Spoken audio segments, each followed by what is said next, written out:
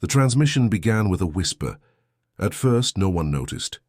It came through broken static, a faint pattern of sound buried inside the deep space frequencies the Galactic Union had long abandoned. But within seconds, the whisper turned into a pulse, rhythmic, deliberate. And then it spoke. Every communication hub across the known galaxy froze. Screens flickered. Translators struggled to identify the origin. The voice was deep, calm, and unmistakably human. "This is Admiral Hale of the United Terran Command. Do not approach the dark sectors. We are coming." The words echoed across millions of channels. Civilian ships halted mid-jump. Patrol fleets stopped transmitting. On distant worlds, alien children stared as their hollow screens dimmed and repeated the same sentence over and over again. For decades, the galaxy had believed humanity was gone. They were the ghosts of the siege of Sol, the final battle that had supposedly erased Earth and its colonies from the stars. The Galactic Council had declared it a closed matter. "The Terran threat has been neutralized," they'd said. But now that same voice was back and stronger, clearer, and more certain than ever. Within minutes, the galaxy was drowning in confusion. Emergency sessions were called in the central system of Valar Prime. The 11-member Council of Worlds appeared live, their faces pale under the blue chamber lights. President Arvel of the Serene Order demanded an explanation. "This must be a trick," he said, his voice shaking. No human could have survived the collapse of Sul. Their system was burned to dust. But the 10th delegate, a cold insectoid species with multifaceted eyes, hissed in warning. "That voice was real," she said softly. "And you all felt the distortion." The stars themselves dimmed. Outside, in the emptiness between worlds, something vast was moving. It started in the Orion Rift, a region long known for its dense dark matter fields and gravitational anomalies. Ships patrolling near the edge began to report strange readings, temperature drops, light distortion, and shadows that moved against the stars. Then suddenly one of them vanished. No explosion, no distress call, just silence. By the next galactic cycle, more than 1,000 systems reported the same thing. Stars blinking out as if swallowed by an invisible tide. Entire trade routes turned dark. The Galactic Navy sent scouts to investigate, but none returned, and still that voice kept playing in every system. "Do not approach the dark sectors. We are coming." The words spread like fire through the networks. The average citizen didn't understand what it meant, but the old veterans did. Those who had fought against humanity centuries ago still remembered the firestorms of Earth's fleets, small, chaotic, but unstoppable. Back then, humans had fought with desperation, not numbers. They didn't surrender. They didn't beg. They adapted faster than any known species, and they scared the galaxy for one reason. They didn't know when to stop. Now, if that same species had returned with something capable of hiding whole fleets in darkness, no one knew what would come next. On the council station, panic deepened. Technicians reported gravitational shifts across multiple sectors. Holomaps began to glitch. Certain star clusters simply disappeared from visual range. Even the old systems used for deep space tracking went blind. "Is it possible," one of the generals asked, "that they're using dark matter?" Silence filled the room. It was impossible. At least it had been. Dark matter was theoretical energy, something every advanced civilization had tried to weaponize but failed. It couldn't be controlled. It couldn't be touched. But then again, no one had seen humans for a long, long time. The Serene president stood slowly. "Prepare the fleets," he said. "If this is a bluff, we'll expose it. If it's real, we'll meet them before they reach the core." Yet as the command went out, something terrifying happened. All across the galaxy, every fleet scanner, every radar, every subspace sensor went black. In orbit around distant worlds, crews watched as their instruments shut down one by one. Space outside their ships turned into a deep, swallowing void, darker than anything natural. No stars, no horizon. Just pure, silent black, and in that darkness, movement. Something large passed in front of the ships. No shape, no form, just absence. Lights flickered as it drifted by. The hulls of the alien cruisers vibrated under the strange pressure, as though gravity itself was twisting around them. When power returned seconds later, half the ships were gone. In the council chamber, horror spread like wildfire. Reports poured in from every system. Entire patrols missing, trade convoys erased, no survivors. And through it all, that same calm human voice repeated, "We warned you. Stay out of the dark." No one dared to speak. Galactic networks went silent as systems disconnected one after another, fearing they would draw attention. Civilian ships refused to travel. Panic turned into a strange kind of reverence. For the first time in centuries, the galaxy whispered humanity's name with fear, not pity. Could they have been watching us all this time? A young council aide asked quietly. The Teth scientist Lura-10 looked up from her trembling hands. "No," she said. "Not watching, waiting." Outside the capital world, the stars flickered again, and one by one they began to fade. Not because they were dying, but because something massive was passing between them, cloaked in an ocean of shadow. Fleet Admiral Cray of the Varn Dominion stood on his bridge, staring at the sight through the observation window. The darkness seemed alive, almost fluid, like smoke rolling through space. "What in the void is that?" his second-in-command whispered. Cray didn't answer. He simply stared, frozen. The sensors displayed nothing. The screen was blank. But his eyes saw movement.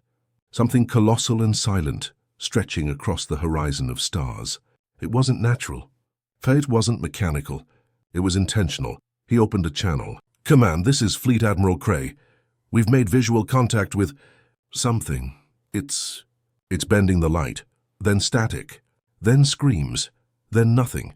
When the transmission ended, the galaxy fell into true silence. No one dared to send another fleet.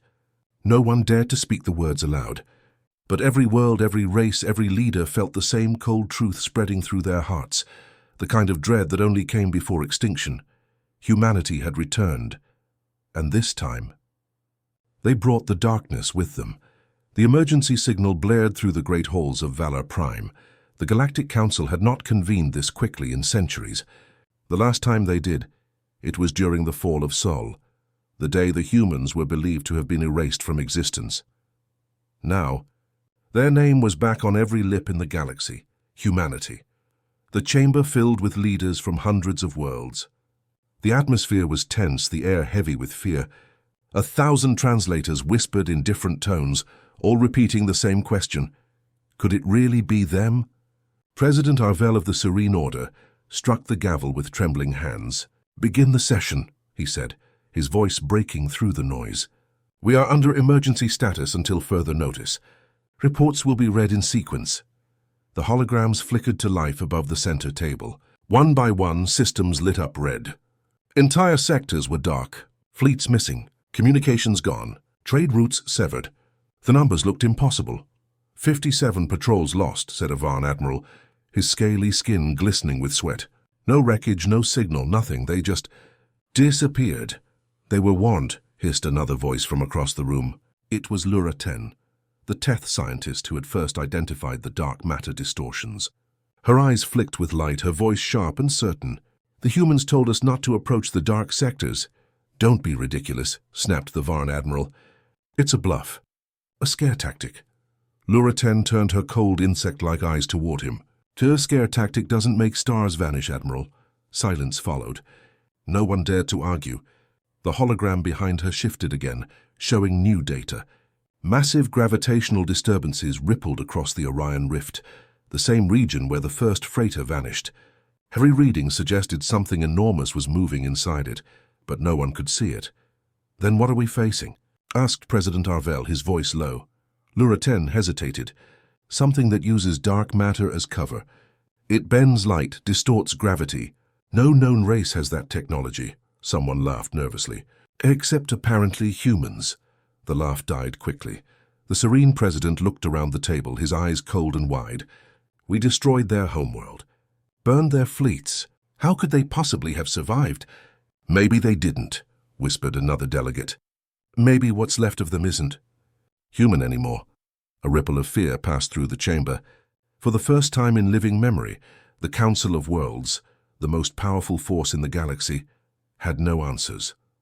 Outside the Great Chamber, riots were breaking out across the core worlds. Civilians were panicking. Trade networks had collapsed. Pilots refused to travel through dark zones. News channels were flooded with rumors, sightings of black ships, whispers of Terran ghosts. Entire planets gone dark overnight. And then a new broadcast arrived. It wasn't from the Council. It wasn't from any known network. It just appeared, overriding every channel across the galaxy. A human voice again, the same voice as before. Calm, firm, impossible to trace. "We warned you. The dark is not your domain. Do not test our patience." Every transmission went silent. Then the stars above Valor Prime flickered. The Council members rushed to the observatory windows. What they saw froze them in place. It was a map, a star chart, and every world marked on it was a system that had once joined the war against humanity.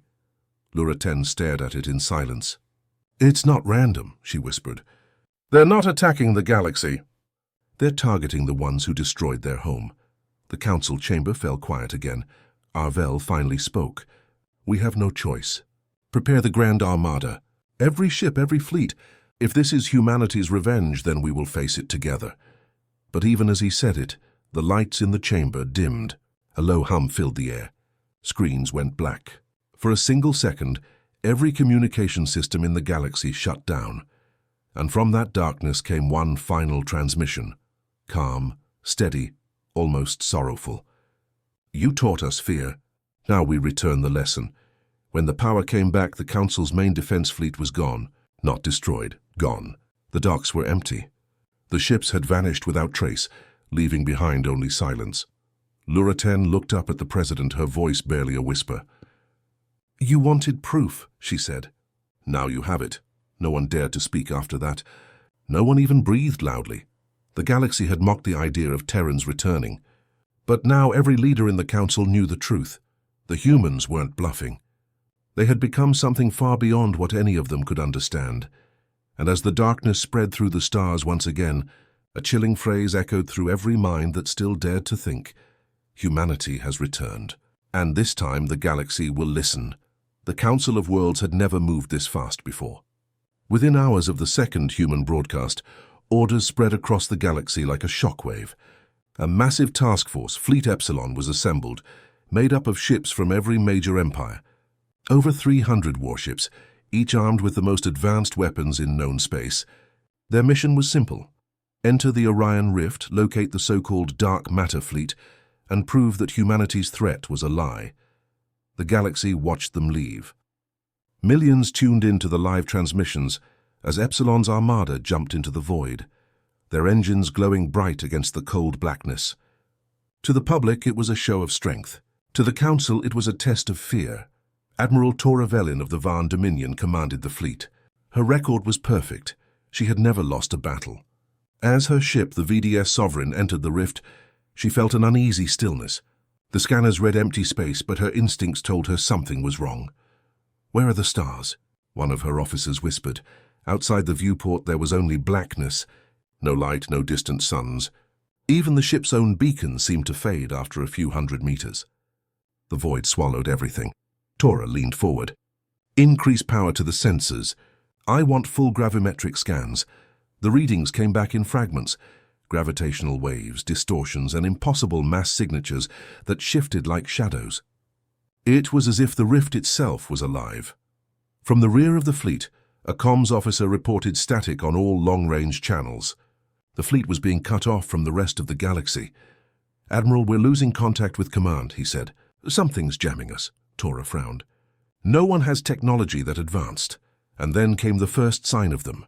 A shadow moved across the screen, massive, formless, and silent. It didn't emit light, it consumed it. Every ship that tried to scan it found nothing but void. "Is that a ship?" The officer gasped. Tora didn't answer. Her gaze locked on the silhouette drifting through the dark. "All units, hold formation," she ordered. "Do not fire until I give the order." The shadow stopped. For a long moment, nothing happened. The fleet hung in silence, surrounded by blackness. Then, one by one, the lights on the VDS Sovereign began to dim. Power readings dropped without cause. Shields collapsed. "Admiral, our systems are failing." The voice cut out. On the bridge, Tora's command crew froze as a deep hum filled the air. It wasn't coming from their engines. It was coming from outside, a vibration in the void itself. The screens flickered, and for a fraction of a second, an image appeared. Hundreds of black ships, their surfaces rippling like liquid shadow, moving in perfect silence. Then the lights went out completely. When they came back, half the fleet was gone, no explosion, no debris, just emptiness. The remaining ships screamed across the comms. "We're losing hull integrity. Something's inside our shields. They're phasing through us." The dark matter fleet moved like ghosts, passing through matter, appearing and vanishing at will. No weapon could lock on. No targeting system worked. Even gravity itself bent around them. Tora shouted over the chaos, "All ships, retreat! Emergency jump!" But the navigational computers wouldn't respond. The coordinates scrambled each time they tried to enter jump sequence. It was as if the laws of physics had stopped obeying them. Then, across every channel, a voice spoke. Calm, steady, and unmistakably human. "You were warned." The transmission sent chills down every spine. The ships that tried to fire found their weapons offline. Those who attempted escape vanished without trace. The shadow fleet surrounded them like a living fog. Admiral Tora stood on her bridge, staring into the void. She realized too late what the humans had done. They had built ships that existed between space and darkness, vessels powered by something beyond energy. "May the stars forgive us," she whispered, and then her ship went dark. For 3 hours the Council received nothing. Then a single distress signal arrived from the edge of the rift. It was weak, cracked with static, but it was real. Fleet Epsilon. "Engaged unknown force." "We fired first," a trembling voice said. The dark fired back, then silence. The last image transmitted was a blurred visual feed, a shape moving behind the ships, stretching across the entire horizon. It wasn't one vessel. It was thousands, maybe millions, drifting together like a storm made of shadows. When the signal ended, every system on the Council's monitoring array shut down at once. The following day, a probe was sent to the coordinates of the battle. It found nothing, no ships, no wreckage, no radiation. Just a calm, endless void where the largest fleet in galactic history had been. The Council tried to keep the truth secret, but word spread anyway. Miners near the rift began reporting strange whispers in their comms, black shapes gliding past their scanners, cold waves of gravity that made their ships shake. Lura 10, the Teth scientist, presented her findings to the Council a day later. Her tone was grim. "Fleet Epsilon did not engage the humans," she said. "They were erased by a technology we do not understand. Their matter signatures were absorbed into the void. It's as if they were rewritten." The serene president slammed his hand on the table. "Rewritten? You mean destroyed?" Lura looked up, her insectoid eyes dark. "No, I mean changed. The readings suggest the fleet's mass still exists, just not in our dimension anymore." Her words spread like poison. Panic gripped the galaxy once again. If humanity could erase an entire fleet without firing a single shot, what else were they capable of? Within days, half the galactic borders were locked down. Travel was banned in and out of the Orion Rift. Thousands fled the outer colonies, fearing the shadows might come for them next. In the quiet of his quarters, President Arvell stared at a holomap of the galaxy. His eyes traced the expanding zone of blackness creeping outward from the rift. "How do you fight something you can't see?" he whispered. No one had the answer, and somewhere, deep inside that expanding darkness, unseen by any living creature, the dark matter fleet moved silently. 1,000 human voices whispered in perfect unison through the void, "Do not approach the dark sectors." The galaxy tried to recover from the loss of Fleet Epsilon, but recovery was impossible. No wreckage had been found, no signals detected. It was as if the largest fleet in history had been erased from reality itself. Even the Council's deepest sensors showed nothing in the Orion Rift now. No light, no movement, not even the usual background radiation. It was a hole in space. Rumors filled the stars. Some said the humans had become gods. Others said they were demons born from the void, but no one dared speak too loudly. Every world, every ship, every commander remembered Admiral Hale's words, "Do not approach the dark sectors." Then, on the 6th day after the fleet vanished, the message came. It started as a soft pulse in every comm system across the galaxy, her steady beat like a heartbeat. Then came the voice, clear and unmistakable. "We asked for peace once.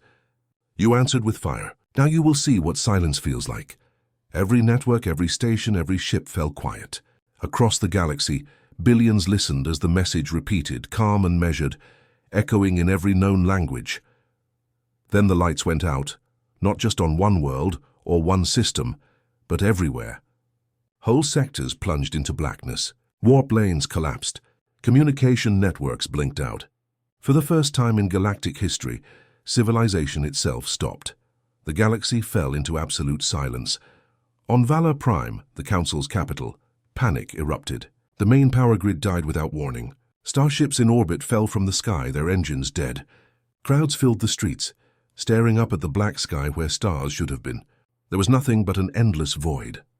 Inside the council chamber, emergency lights flickered. The president shouted for reports, but none came. Technicians pounded on dead consoles. The only sound was the faint hum of backup systems struggling to stay alive. Narration stood by the observation window, her insect-like eyes reflecting the dark. "They've done it," she whispered. "They've silenced the stars. Explain," shouted Admiral Kor from the Van Dominion. "They've shut down everything that connects us," Laura said quietly. "Energy, communication, even navigation. They've isolated the entire galaxy. Outside, massive cities went dark. Skyscrapers stood like tombstones against the void. Trade ships drifted helplessly, unable to contact their destinations. Millions of civilians cried out for help that would never come. And then, from the deep black sky, a glow appeared. Not bright, subtle, faint like embers in ash. Dozens of ghostly shapes moved across the horizon. The dark matter fleet. They made no sound, no signal, no visible propulsion. They simply drifted, massive silhouettes that seemed to bend reality around them.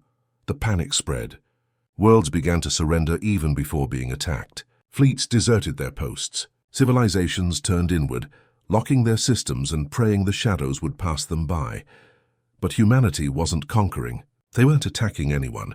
They were building old sensors, ancient archives, and forgotten satellites began to activate. Terran relics from before the fall of Sol. Across abandoned colonies, machinery that hadn't moved in centuries started humming again. The humans were reclaiming the ashes of their past. Narration discovered the pattern first. Every dark matter signature corresponded with a dead human world, once bombed, burned, or destroyed during the siege of Sol. The fleet wasn't striking the galaxy. It was rebuilding something. She presented her findings to the few surviving council members. "They're not waging war," she said softly. "They're restoring what we took from them." The serene president looked at her with disbelief. "Restoring? They destroyed our fleets." "They warned us," she replied. "And we didn't listen." Before he could respond, a low vibration filled the chamber. The hollow walls lit up again, flickering to life with an image. A human face. It was Admiral Hale. He looked older now, his eyes cold and steady, his uniform black with faint silver patterns that shimmered like stars. Behind him, the faint outline of the dark matter fleet filled the background. "We are not your enemies," Hale said. "We never were. But you made war against us. You called us monsters, and you hunted us to extinction. We survived not because of strength, but because of what you forced us to become." He paused, the silence behind him louder than any weapon. "Now you will understand the cost of your arrogance. The stars that gave you life will no longer hear you. Your machines will not answer you. You will live as we once did, in silence." The screen went black again. The council members sat frozen. Some whispered prayers. Others simply stared at their dead consoles. Across the galaxy, the effects were catastrophic. Entire empires fell within days. Without communication or travel, trade collapsed. Planets starved. Governments broke apart. But amid the chaos, a strange calm began to spread. The humans didn't attack. They didn't demand tribute or submission. Their ships appeared above devastated worlds, hovering silently, then vanished again. On one distant colony, an old alien farmer claimed he saw human soldiers walking through the ruins of an ancient Terran city. They were repairing it, planting crops, rebuilding roads. When the locals approached, the humans simply looked at them and disappeared into the dark. Stories like that began to surface everywhere. Humanity wasn't destroying the galaxy. They were restoring the balance on their own terms. Still, the silence remained. On Valor Prime, the president sat alone in his darkened chamber. He stared at a single candle burning on the table, the only light left. "What do they want from us?" he whispered. Narration stood behind him, her voice soft and heavy. "They don't want anything," she said. They want us to understand what we did. The candle flickered. Outside, the shadows moved across the sky once more, silent, vast, eternal. For the first time in galactic history, the stars no longer spoke. No beacons, no signals, no light, just darkness. And in that silence, one truth settled into every heart that still dared to hope. Humanity was not gone. They had simply chosen a different path. They had become the silence itself. Rekal had always believed in logic. As a pilot of the Zathari trade fleets, he trusted scanners more than stories, math more than myth. But when his ship drifted into the dark zone near the Orion Rift, logic failed him. His systems had died one by one, until only silence remained. There were no stars outside, no signals, no sound. Only the endless black. He had entered the edge of the human shadow. His last transmission to the control station was simple. If you receive this, tell them the dark is alive. No one ever replied. For 3 days, Rekal drifted alone. His power cells were dying, air running low. The void outside seemed to press against his ship, like a living thing testing its prey. He thought he saw movement, shapes sliding past the glass too fast to follow. Then a sound, a hum deep and soft, like a heartbeat inside the metal. His console flickered to life for the first time in hours. Lines of unreadable code filled the screen, symbols no alien system could have produced. And then a message appeared. Stay calm. You're not alone. Rekal froze. The words were in Galactic Standard, but the tone was unmistakable, human. He barely had time to process before a shadow appeared ahead of his ship, growing larger, darker, and infinitely massive. It wasn't a single vessel. It was an entire fleet, moving in perfect silence. Their shapes bent light itself, sleek and fluid, like living shadows. The Dark Matter Fleet. Rekal's hands shook as his ship's controls moved on their own. Autopilot engaged without command. His vessel turned, drawn toward the largest of the black ships. His engines burned dim blue, but he wasn't in control anymore. A voice came through his comms again, calm and human. We won't harm you. You have questions. We have answers. Then his ship was pulled inside. The moment the hatch sealed, gravity returned. Lights, soft and dim, glowed from the walls. The air was breathable. He stepped out slowly, heart pounding, and saw them. Humans, not like the old hollows. These were different, taller, paler, their eyes faintly glowing with streaks of light that shifted like stars. Their armor seemed to merge with the walls, sleek and seamless. When they moved, the metal rippled as if alive. One of them stepped forward. Her presence was calm but heavy with power. You are safe, Rekal of Zathari, she said. You entered the silence. Few ever do. He swallowed hard. You're real. The humans, they said you were gone. She finished, her lips curving faintly. Yes, that's what they wanted you to believe. She gestured for him to follow. The corridor around them seemed alive, breathing with faint pulses of light. He realized then it wasn't made of metal. It was some kind of living matter, something that responded to their steps. They entered a wide chamber. At its center stood a vast holographic map, an image of the galaxy, but most of it dark. Only a few faint stars glowed. We do not exist where you do, the woman said.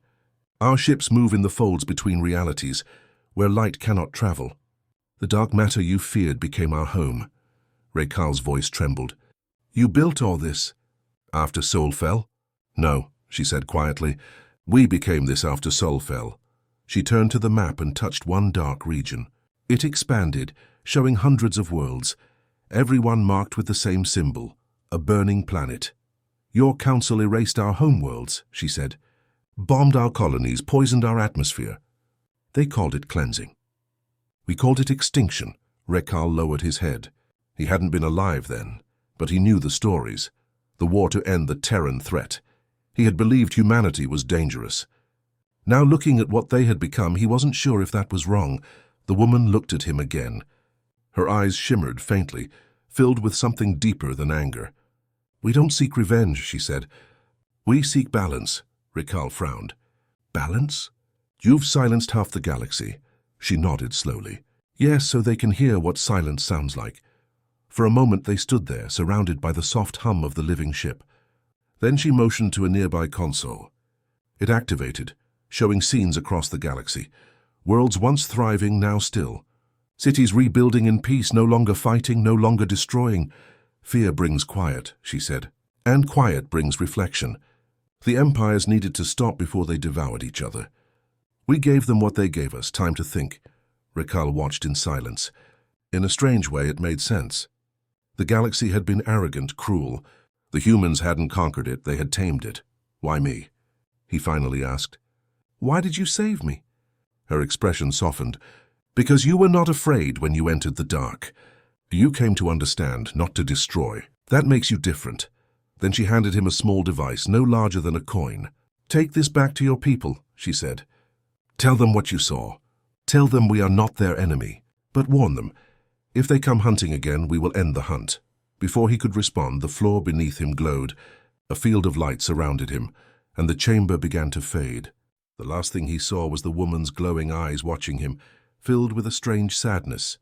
When Rakhal awoke, he was floating in space. His ship was whole again, power restored, systems normal. The stars shone bright once more. He checked his logs. The clock showed he had been gone for 6 minutes. 6 minutes. He looked down at his console. The small device the woman had given him rested there, still pulsing faintly with light. His calm crackled to life. When the Galactic Council received Rakhal's report, the chamber erupted in chaos.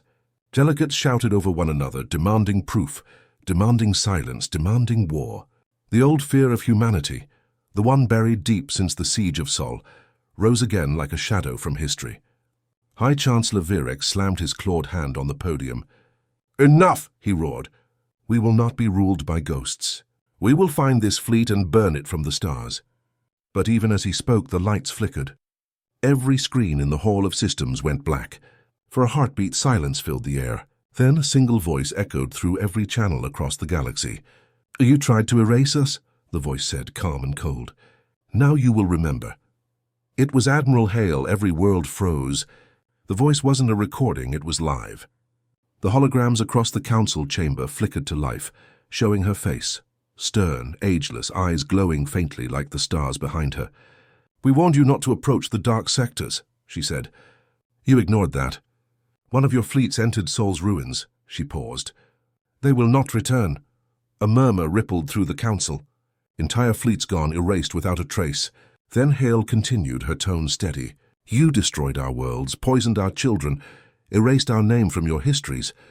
You believed we were gone, but humanity did not die. We adapted. We became what you feared most, something you cannot see, cannot fight, cannot stop. Her image leaned closer. You built your empire on our ashes. Now you will listen.